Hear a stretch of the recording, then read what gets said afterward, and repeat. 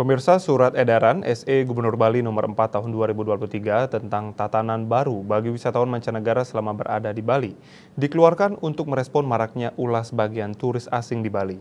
Melalui surat edaran ini diharapkan pariwisata Bali menjadi pariwisata berkualitas yang menarik wisatawan yang berkualitas pula. Dalam upaya menarik wisatawan berkualitas, destinasi pariwisata harus terlebih dahulu meningkatkan kualitasnya.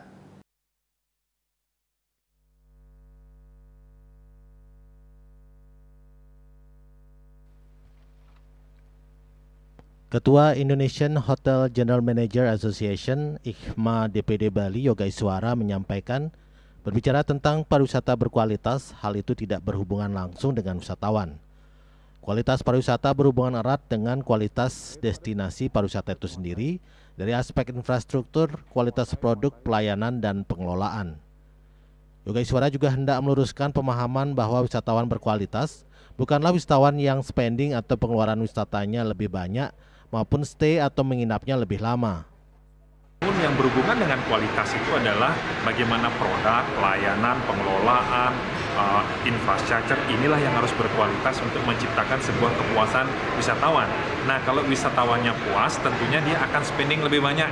Kalau dia sudah puas, dia akan stay lebih lama lagi. Ini yang harus menjadi prioritas kita.